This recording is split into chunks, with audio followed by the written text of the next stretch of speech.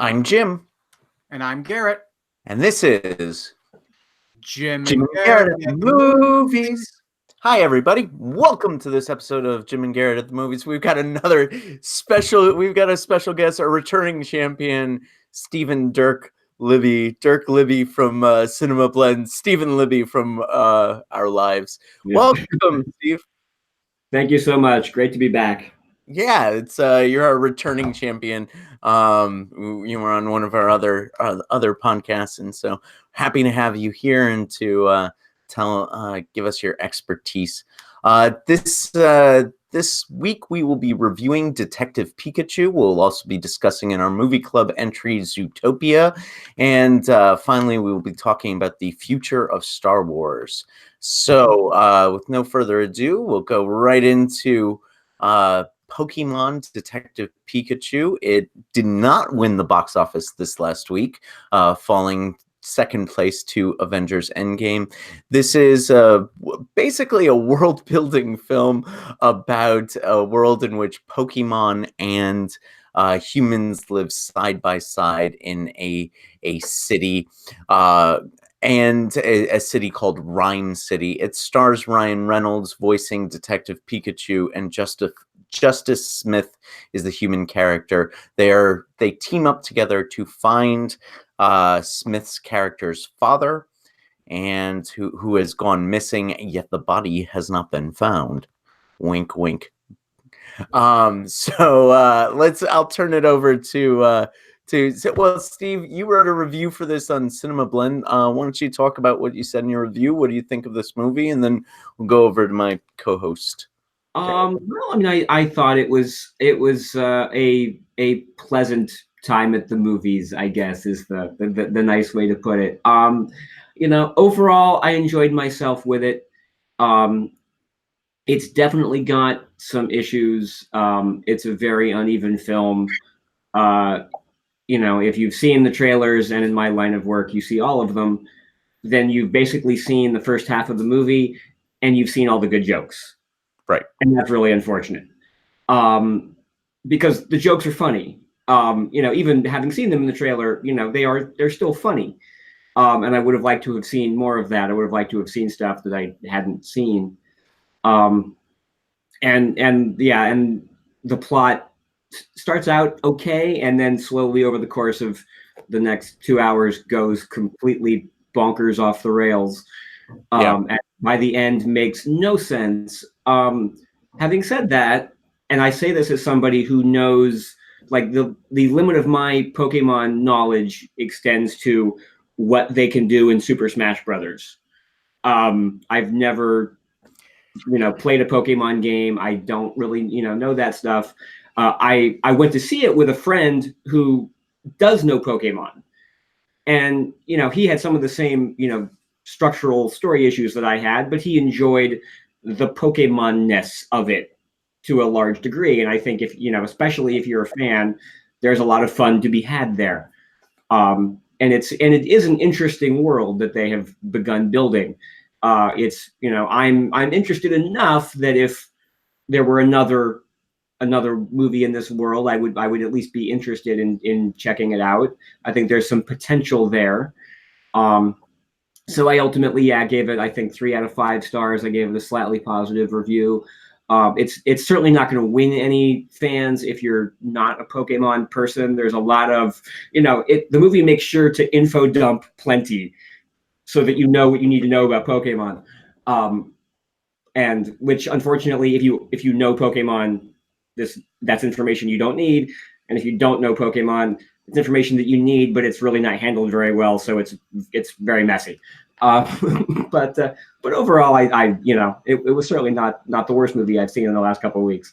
It might be the reason that I gave it a slightly better review. Sidebar: does that go to the hustle? Yes. Okay. Yes. Garrett, what did you think of Detective Pikachu? There were several things in Steve's analysis that I agree with. For myself, I went into it asking sort of 3 questions. Does it succeed as a Pokemon movie? Does it succeed as a detective story? And does it succeed as a movie in general? I, too, know very little about Pokemon. Again, Smash Brothers, yes, and then maybe 2 months or so worth of Pokemon Go. So which is to say not very much. I never played the game Detective Pikachu. So I have a peripheral awareness of it, and that makes it hard for me to assess whether or not it would, please the fans, as it were. I imagine that there's probably things in it that the fans would love, and things in it the fans would maybe feel a little tedious, like they're trying to usher in the noobs, hold them by the hand a little too much, perhaps. So yeah, not sure how to assess it in terms of a Pokemon movie. In terms of a detective story, I thought it failed. I thought that the mystery was rather obvious. I mean, there's several twists. Every single one of them I predicted before the reveal, and most of them I predicted very early on in the story. I felt that they were generating cliches, or pulling the plot points off of a cliche generator or something like that. It was very easy to sort of to feel the beats before they hit. And then as a film in general, I will say this. There's one thing about it this film that I liked a lot, and that was Pikachu. Both Ryan Reynolds' performance and the sort of the computer graphics rendering. I thought that worked really well. That hit solidly every time Reynolds was talking or Pikachu was sort of in full frame. I found myself a little bit more taken with the film. But unfortunately, there's a lot more to the film than that. The other actors did not comport themselves quite so well. The structure was way off. The pacing was way off. So yeah, overall, I was hoping for more. I genuinely kind of got my hopes up. I saw the trailers and I thought, this actually could work. This actually could be pretty good. But yeah, sadly, it didn't. Yeah, I'm along the same lines. When a particular actor shows up, I was like, "Oh, the bad guy." It was really quite obvious where all of the twists were going. It failed miserably as a mystery. I'm trying to review this in context, and I think it would only work for the smaller children, the ones who are invested in this world. I don't think that this is a film for non-fans of Pokemon, actually. Even for, I almost wish that they would have just dove right into the Pokemon world without bothering to explain it to idiots like me who don't know anything about it, because even when they were doing the exposition dumps, I knew that there was information that I was supposed to be getting, but it wasn't I didn't get the information because it was delivered so poorly and delivered in this kind of exposition video and whatnot. And that really didn't work for me, both as a storytelling level and as somebody who's sort of new to this world. I myself have less exposure, if possible, to Pokemon than either of you two. I haven't even played Super Smash Brothers. I don't even know what that is, really. Anyway, so I'll agree with you, Garrett, when you talk about Ryan Reynolds. I think he gives a good vocal performance. It kind of just relies upon his presence and his charm, and he is charming, but there's not much beyond that. I thought that Justice Smith was not very good in this role. I could tell that he was acting with nothing on set, and that was sort of compare that to Bob Hoskins in Who's Framed Roger Rabbit, when there's never a moment when you think that Bob Hoskins is not actually interacting with the cartoon character. This is a 180 degree away from that performance. Yeah, I was kind of charmed by Catherine Newton's performance and her character, but her character wasn't given much to do except for fill in cliche plot points and fill in and kind of be a noir stand-in that didn't really work. So overall, I'm really low on this movie and I can't recommend it. I did like one other thing I did like was, I think you brought this up a little bit, Steve. You were talking about the world building, and there's this one shot when he first enters Rhyme City, which I thought was really well done. I was like, okay, I'm ready for this movie. But then from there, it didn't really go anywhere from that. Interesting thing about Catherine Newton, who plays the female lead. I thought that she best I could tell, she did everything the way the director wanted her to do. She did exactly what the film wanted her to be, and unfortunately for her as an actress, what the film wanted her to be wasn't really that good. They wanted her to be a prop, to move the plot forward, to be a motivation point for Justice Smith's character. And that was really unfortunate because I could imagine it seemed like she had some talent as an actor, and I could imagine that role being rewritten in a way that gave her some actual dimension and some substance to her. But unfortunately, the film decided to go with a much cheaper direction, and that was unfortunate. Yeah, I was really actually disappointed when you first are introduced to her. She's a blogger. And I'm watching this movie and I'm like, oh, okay. So Pikachu is the detective and she is the smart talking, fast thinking reporter dame from the noir movie. Like this is going to be like, they're going like old school noir detective movie. This could be a lot of fun. And then they didn't do that at all. And like it's like they paid lip service to that concept by making her a blogger, but I'm a big fan of like classic noir movies, so I went into this really hoping for a good detective story, and that was the biggest letdown, was that it wasn't one. Same. Yeah. So Steve, you've already given your rating 3 out of 5. Or are we ready to close up on this, fellas, or any other? Yeah. I'm good. Yeah. You've already given your star rating 3 out of 5. Garrett, what about you? I think I have to give it 1.5 out of 5. I mean, and one whole star there is for Ryan Reynolds. Really, it's everything else was pretty much disappointment. Yeah, so Ryan Reynolds knows what he's worth in our books. 1 star, and the good computer graphics and good computer animation is worth another half star for me as well. I'm at 1.5 stars as well. So yeah, I actually, if you get a chance, check out Steve's review on Cinema Blend. I agree with everything that he wrote except for the star rating. What's that? But I can't argue with that. So let's move on to our movie club entry, Zootopia, 2016's Zootopia. It was nominated won, I believe, the Academy Award for Best Animated Film of the Year. This is stars Jennifer Goodwin, Jason Bateman, Idris Elba, Jenny Slate. It's the story of animals who a rookie cop, Bunny. Rookie bunny cop. I'm butchering this introduction to this movie. It's a story of a rookie bunny cop in a world of animals, who is uncovering a conspiracy to make those animals quote unquote savage. So obviously a lot of racial and ethnic and gender themes embedded in this film, but it's also rather compelling story as a whole. So what did you think of this of Zootopia? Let's start with Steve. What did you think?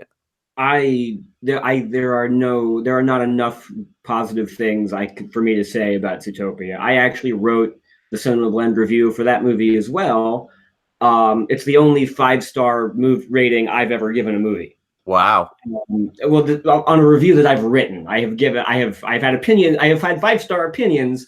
It's the only one that's actually ended up in print. One of the first reviews I ever wrote, and I was fairly new at Cinema Blends, and I honestly wasn't sure if I was allowed to give movies 5-star scores, since I was so new. But they let it go. When my editor told me he was giving it 4.5 stars, I was like, all right, I'm good. I adore Zootopia. It's a great, talking about how Detective Pikachu is not a good detective story. Zootopia is a fun detective story, but then it's so much more than that. The additional elements of the movie were generally not presented in the marketing material when that film came out. So when I sat down to watch it, it hit me like a ton of bricks, and it was just like, wow, there's so much more going on in this movie.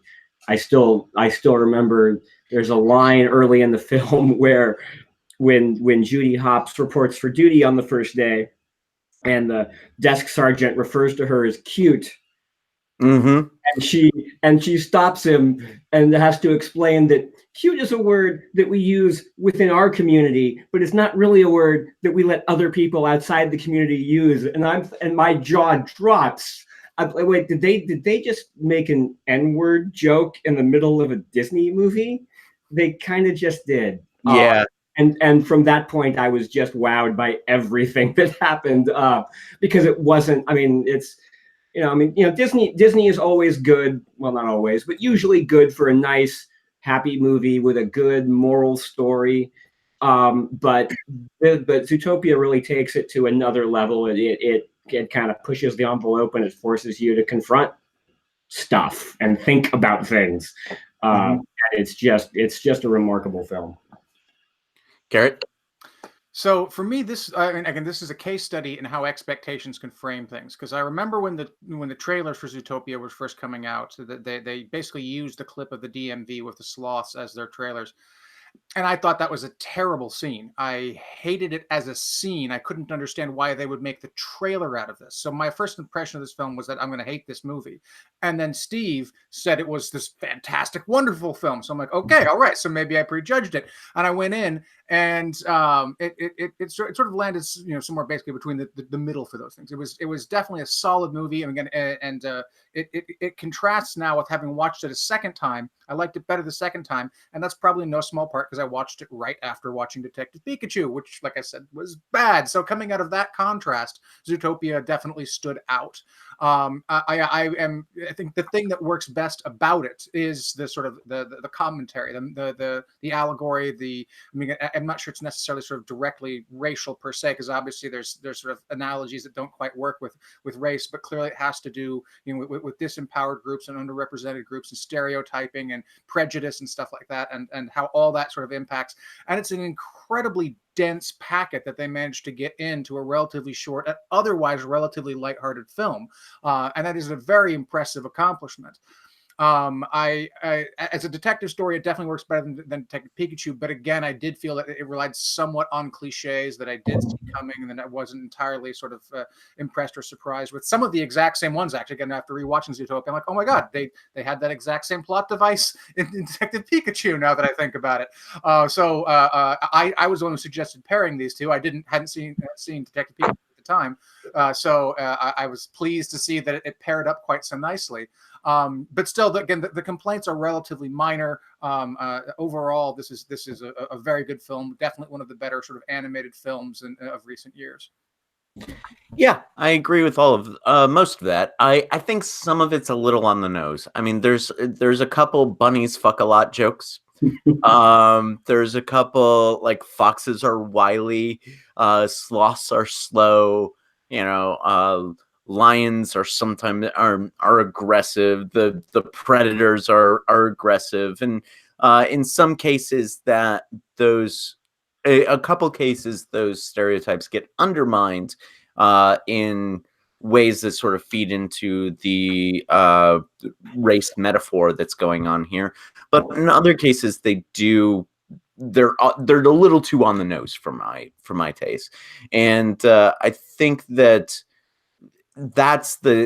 where I kind of fall off on the film when they do these cheap bunnies fuck a lot jokes. I end up withdrawing from the film. But when they have scenes like the one you mentioned, when they would talk about cute as a word that we use in our community, but we don't allow other people to call us cute. I like that joke. I like there's another scene in which Judy has to talk to Nick right after her press conference, and she says something along the lines of, yeah, you're not like the other foxes. You're one of the good foxes. And that's that moment where a repressed group kind of reinforces the stereotypes of the so-called dominant group. I think that's where this film really sings. This film really works for me on those levels, and that's when the commentary really works for me as well. So I like this film, probably not as much as you do, Steve, but maybe some of our points are completely wrong-headed, and you disagree with what we have to say a little bit here. Not necessarily. I mean, it's I think it. The detective story is pretty formulaic. Although I found it much more enjoyable in its formulaicness than Pikachu. And and those jokes are absolutely right on the nose. It's just a question of how important that is, and for me it doesn't really bother me. Sure. Okay, joke happens. All right, fine. We had a hey, bunnies procreate. All right, move on. So yeah, no, I certainly am not going to begrudge anybody, especially since it's clear that we all like the movie. It's just a question of degrees. So I'm really not going to be too upset. So I think it's interesting to compare and contrast sort of the world of Zootopia with the world of BoJack Horseman, which does some similar things with animal puns along those lines. It's maybe a little darker, a little more cynical in BoJack Horseman than it is in Zootopia, but oftentimes they will have the same sort of, to use your phrase, Jim, on the nosedness. And it's funny because for me, I think it seems whether or not it works depends on how, not on the joke itself, but on how well the joke is framed.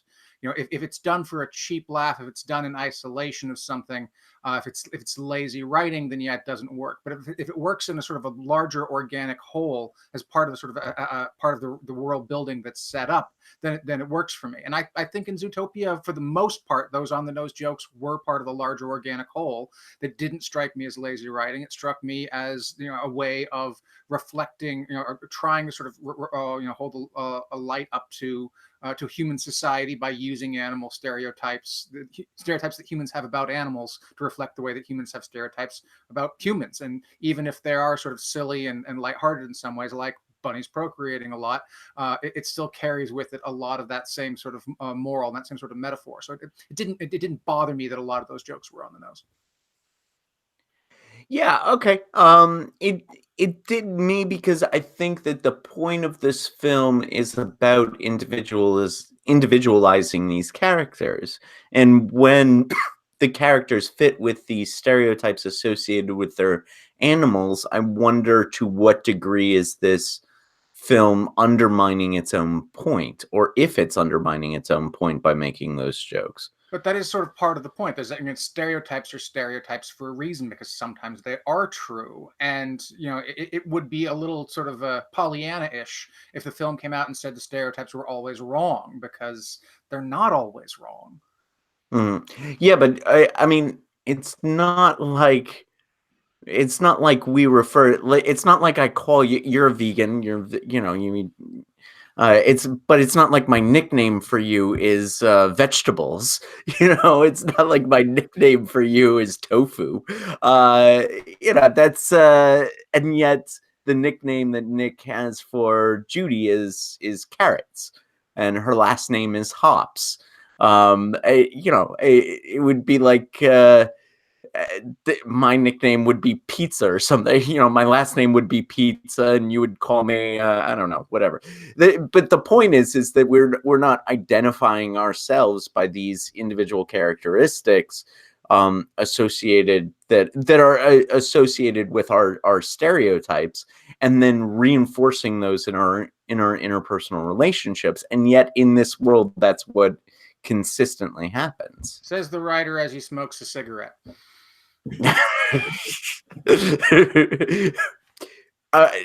Fair enough. If you called me Smokes every time we talked, then you'd have a different point. But maybe that's my new nickname for you. I don't know. What do you think, Steve? Do you think any of this is important as we're summarizing the like critiquing the point of? You touched on it earlier. I mean, I think a lot of the stereotypes and the related jokes are built in specifically so that they can be undermined, at some point in the story. And I think that's and I think Garrett also has has the right point, which is that, the stereotype exists because, for some reason, whatever reason that may be, there's a reason there. And so that's our starting point, but then we're gonna branch out from it and go to new places with it. And I think it does that very well overall. So, Steve, is there any talk about a sequel, because it was quite a success? The ending sets up a sequel. Nothing official. Actually, of all people, Tom Lister, the guy who voices the Fennec Fox, who's Nick Wilde's partner at the beginning of the movie, he has actually said out loud in front of people that he's signed to do 2 sequels. Oh wow. That is to my knowledge, that is the only public statement anybody has made about sequels to that. So, on the one hand, it's like, and, at the same time, it's like, John C. Reilly was confirming the existence of a Wreck-It Ralph sequel 4 years before Disney ever confirmed such a movie. So it's entirely possible that that's absolutely true. I mean, especially with animated movies requiring such a long lead time, it's very possible that is entirely true, and that there's not 1 but 2 sequels on the way. Nothing official has been said by Disney. So, we don't know for sure. It would shock me if there isn't at least 1 sequel in some level of production, because you're right. I mean, that movie made $1 billion. It's right up there. It's not quite Frozen money, but it's up there. And if Wreck-It Ralph and Frozen are going to get sequels, there's no reason for them not to give Zootopia one. Cumulative. I was about to double check you, and cumulative worldwide gross $1 billion. That's your Zootopia facts. I know. I'm a box office numbers nerd. Yeah, me too. That's such a large part of my job that I've just, I can't quote them down to the dollar, but I have a pretty general idea of what movie fell where a lot of the time. Yeah, that was right on. I was like, it did make $1 billion. It made $1 billion. Good. All right. Overseas money is good money these days. Yeah, it is. I'd have to look. I don't remember. That was probably largely thanks to China. That's usually the case. Yeah. It's like, the U.S. numbers are good, but I mean, God, we wouldn't be getting a 6th Terminator movie if the last one hadn't done well in China. As I was telling Pacific Rim just the other day, 341 for Zootopia in U.S. and then which is a perfectly respectable, quite impressive number, but. Yeah, that's sequel numbers too. But judging on the Wreck-It Ralph sequel, I kind of hope they do a little bit better with Zootopia too. Yeah. That nod to the bootleggers in there, though, I thought that was cute, where they had the various fake movies. The Wreck-It Rhino, I think it was, right, and all Disney properties. And there's actually a really fun Easter egg in there now, because one of the fake movies in there is a movie in Zootopia. It's called Giraffic, which was a play on a movie called Gigantic that was going to be Disney's version on Jack and the Beanstalk, that was in early production when Zootopia was being made, but has since been canceled. That movie will, unless something drastically changes, that movie will never see the light of day. But that Easter egg is still in Zootopia. Interesting. So we ready to wrap up? Garrett, what would you give it out of 5? Steve, we got your 5 out of 5 star. Yeah, I'd give it 4 out of 5. It's very solid. It's funny. It's enjoyable. Like I said, I liked it more the second time around, and that's always a good sign. It's some weaknesses at some points for the mystery, as it were, but still overall very much an enjoyable film, a successful film, and an impressive film. Yeah, I'm 3.5. So I'm along the same lines. I like it a lot. I think that when it's a kids movie and has to do kids movies things, I don't know, it doesn't work as well. Maybe I'm not being fair to the movie, but for for my sensibility, it's still a high recommend, and I still like the movie quite a bit. So, okay, so let's move on to our news item. Star Wars is a thing. Bet you didn't know that. Do you want to, since I'm actually going to quote your article, Steve, do you want to just talk about what the latest news in the Star Wars universe from? Sure. Let's see. So, well, I guess sort of two items that have popped up in the last week, or a little bit less than a week, a little bit more than a week. Last week, Disney released an updated release schedule that will take them largely through 2027. And they confirmed 3 more Star Wars movies starting in 2022 and then going every other year after that. But they were listed at that point as untitled Star Wars movies, so we didn't know anything about what they were. This earlier today, actually, at a conference, Disney CEO Bob Iger was doing a Q&A, and he confirmed that the first new Star Wars movie after Episode 6, The Rise of Skywalker, will be a movie produced by the showrunners behind Game of Thrones. We knew they were working on Star Wars stuff that had been announced a couple of years ago.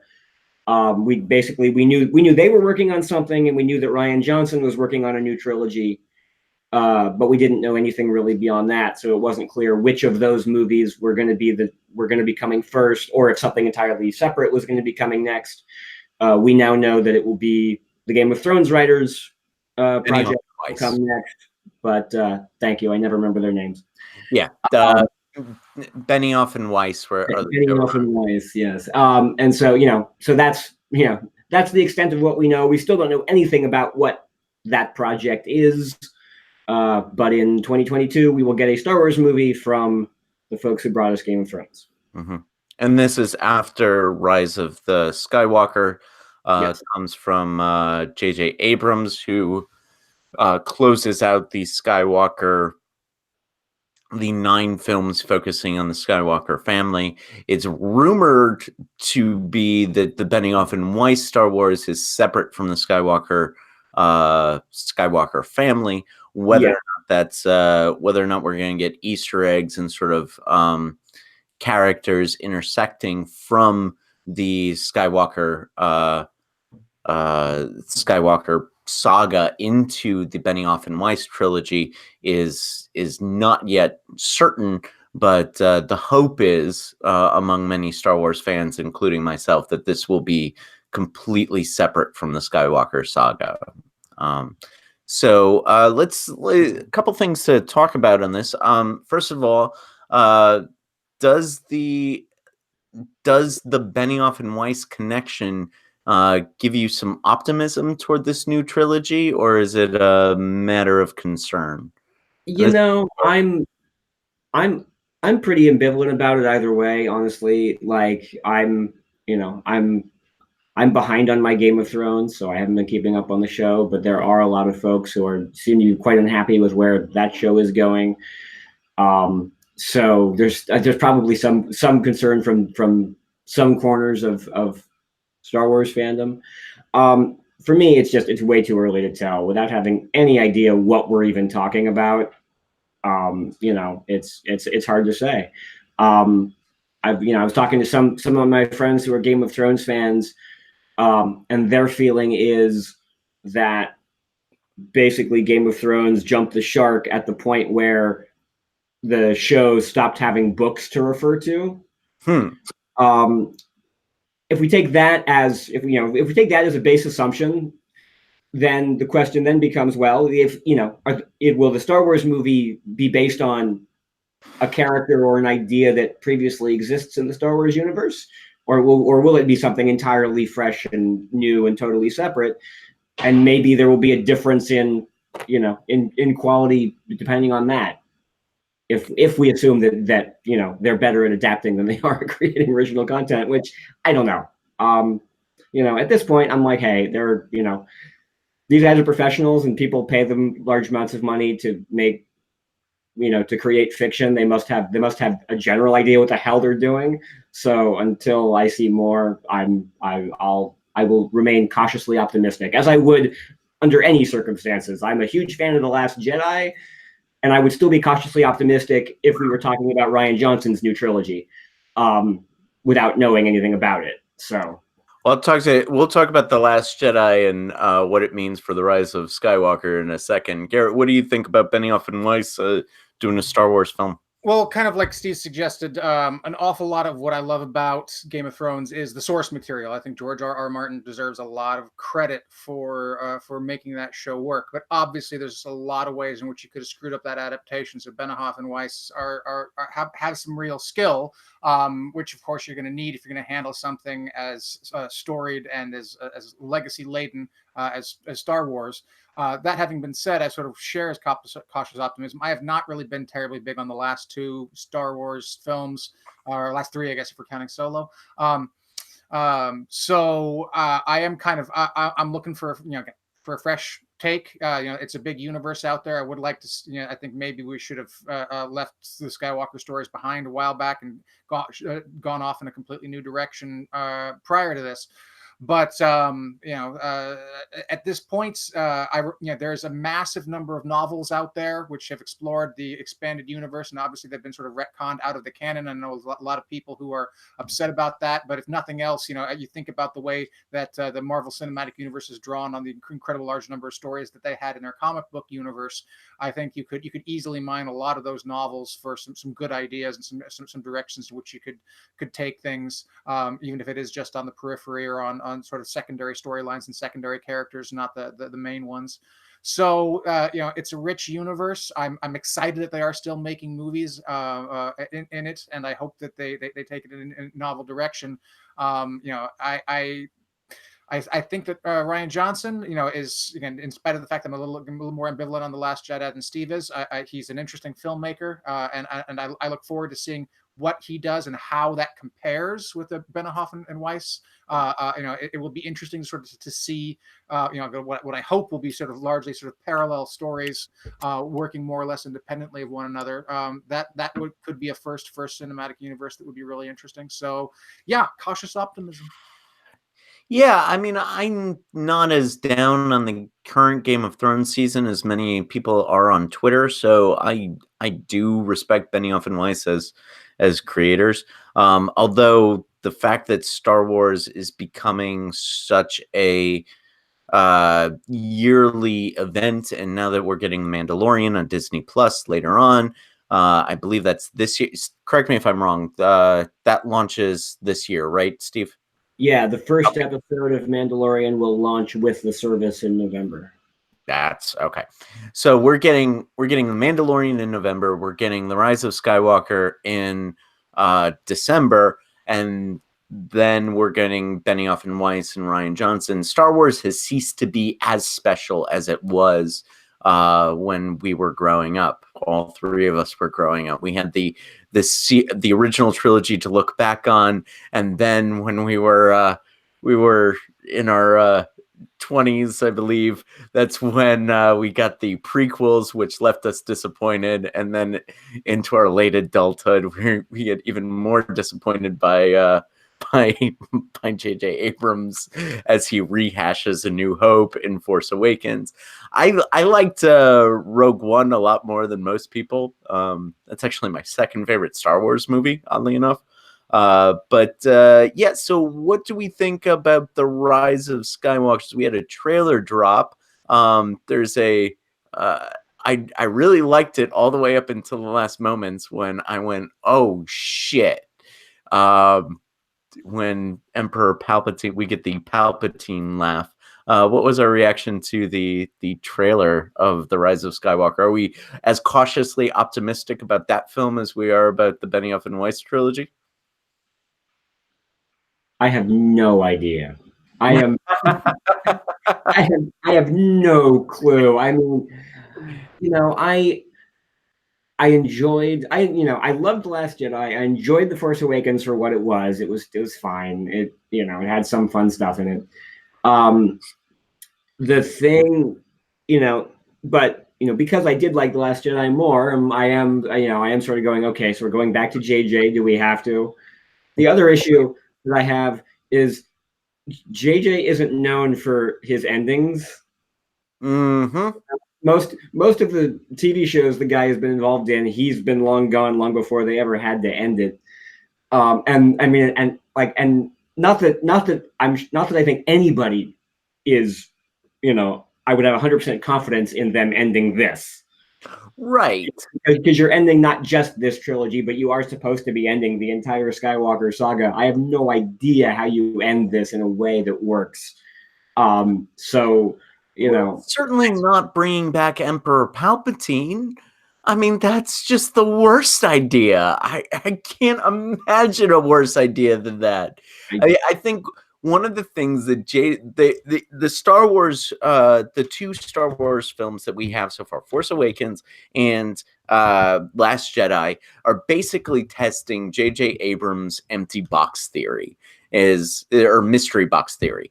Is the Force Awakens set up a whole bunch of mystery boxes, and Rian Johnson opened every single one of them and said, see, there's nothing in here. Yeah. There's nothing in this mystery box.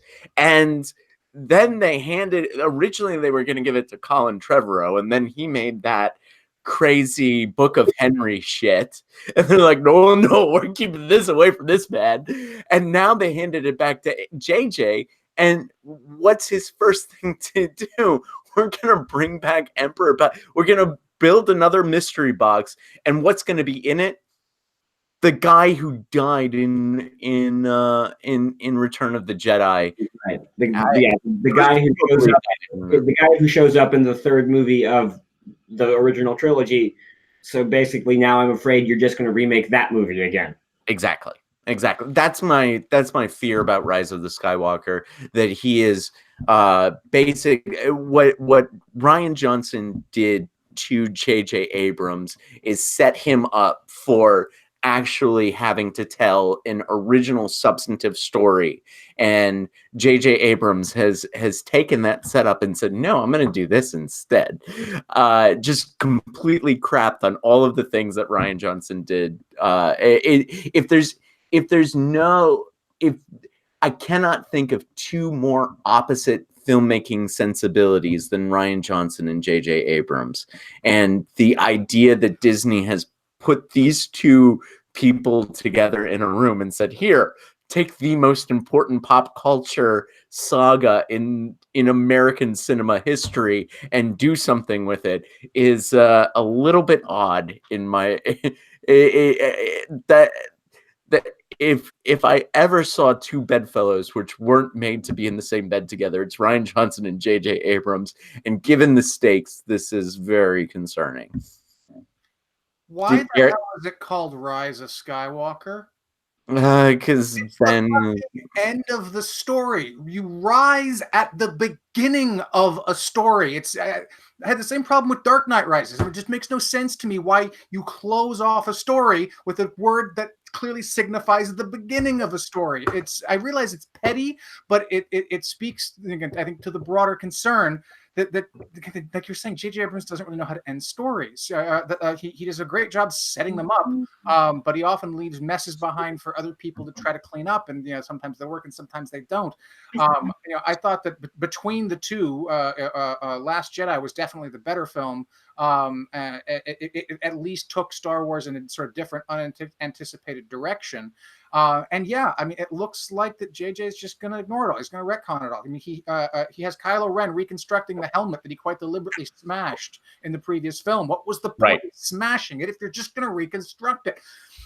And this is not how you do character growth. Yeah, I hate to put it this way, but I'm going to. And again, this is entirely me. I'm not suggesting that you guys or anyone else has to share this or ought to share this perspective.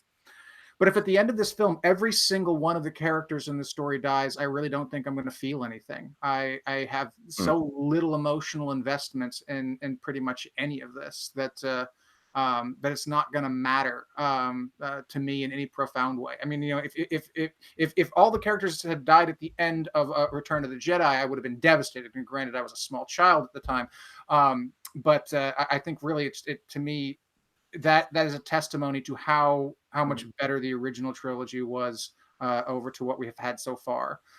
That having been said, I did like the trailer. I thought the trailer was good, but I always like the trailers. So yeah, I'm hoping that I'll eat these words. I'm hoping that JJ will pull the rabbit out of the hat, and that this last one will be the best one in the new trilogy, if not one of the best Star Wars films ever.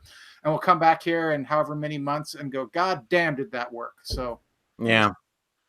I agree with you. We'll definitely be doing a review on Rise of Skywalker. We have to. We're required by internet law. But I would like the trailer until the Palpatine laugh. As soon as that happened, I went, "Oh shit, this is a J.J. Abrams film, isn't it?" Yeah, you tweeted out something. Can you remember the context of your tweet, or should I not bring this up? Steve? No, I remembered it actually while we were talking. Yeah, I made the comment that I remember. I had a theory as to what the title means, and it was just dumb enough a theory to be the plot of a J.J. Abrams movie. It was so that there is, I think, a pretty strong prevailing theory as to what the title means, which is that at the end of the movie, Rey and maybe others, we'll see, will essentially found a new sort of a new Jedi Order that will not be called Jedis. They will in fact be called Skywalkers. And that is why the title is what it is. That is the I've seen. Many people have that theory. I'm not sure if it's how widespread it is, but I've seen that in multiple places. My idea was a slight modification on that concept, and is also the reason that I think it might even be true. And I think it's a terrible idea. Let me just put that out there first. Yes.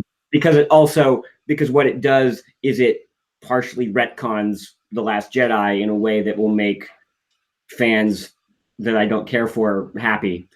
And that is that Rey will adopt the last name Skywalker. She has no last name that we know of. So my idea, my thought was that she will, and this could even be part and parcel of the larger theory as well. Maybe they're all just going to be called. The last names of all future Jedi will be Skywalker. But my idea was that Rey would adopt the name. Thus, Rey would retroactively become a Skywalker in order to make everybody happy who was upset that she didn't turn out to be one in the second movie. So that was my idea. That I God hope is not true. Yeah. I hope the Skywalker that rises is Ben Solo Skywalker, or Skywalker Solo, because he is half Skywalker. So I would be a little more satisfied if it turns out to be Kylo Ren. But so I'll comment on this really quickly because and again, I'm hoping I'm wrong here, but it seems to me like they've really painted themselves into a corner with Kylo Ren. Kylo Ren, I think, has a lot of potential as a character, but they've had difficulty figuring out precisely how to make him work. But there's this whole thing about whether or not he's going to be redeemed or whether or not he's not going to be redeemed, and it seems to me that either of those two answers is going to be disappointing. So what they really have to do is find a third that does something different entirely and completely upsets expectations on that whole question. And I'm not sure what they could come up with. And maybe that's where the great writer comes in and beats me at my own expectation games. And I really hope he does. But if it ends in either him just clearly being redeemed or him just staying a bad guy, both of those seem pretty disappointing to me. Well, I think if you want a filmmaker who is trying to subvert your expectations, look no further than Rian Johnson and see what happened. Right. And if you want a filmmaker who's going to fulfill the most popular expectations, look no further, because there's there's J.J. Abrams. And that's why I think that having these two filmmakers paired in the most important pop culture artifact in American history is insane on Disney's part. But I just can't figure out. In 10 years, somebody's going to write, the oral history of the return of Star Wars or something, and that's going to be the most fascinating book ever. Yeah, because this idea that this current trilogy has been essentially just a baton pass, and that JJ, write a movie. Okay, you wrote your movie, hand it to Rian Johnson. Now you write whatever the hell you want. Mm-hmm. Now take that, hand it to the next guy. That's this. The prevailing theory is that that's what we've been seeing, and based on what we've seen, I understand why that feeling exists. But I can't believe that that's the case. It doesn't. Like, how do you let that happen? Right. That can't be what's happening here. There has to be, even if it doesn't make sense to us now. I mean, and this is, I hope it all makes sense at the end of the third movie. But like, it's gotta make sense. They had to have had a plan, because why in the world would you, like, how could you not? And if they didn't, right. if they honestly, truly didn't, if they really were just, okay, boom, we'll do this in 3 parts and we'll figure it out as we go.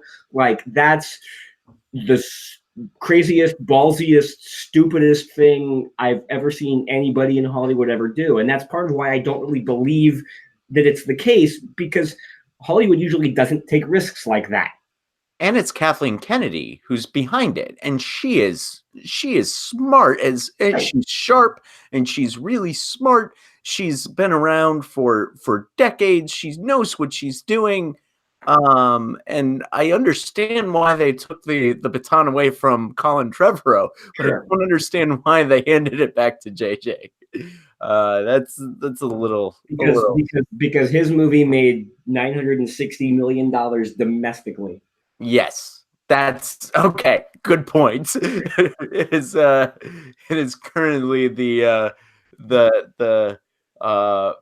aim at which Avengers Endgame is striking. So I don't mean to be cynical, but I really hope it wasn't that cut and dry, because I mean, yeah, if that was the only metric by which they used, it's pretty sad, because it probably wasn't the only one. It was also probably just a case of availability, and JJ, JJ, it wasn't necessarily the box office specifically, but JJ is a known quantity. They're not taking another risk.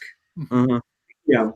Certainly not on Colin Trevorrow. The other thing that JJ, JJ going back and retconning everything Rian Johnson did doesn't make any sense either. The other reason that I have a problem with that concept is that if Star Wars, if Kathleen Kennedy, if Lucasfilm, if Disney had any problems with what Rian Johnson did, why in the world did they give the man a trilogy?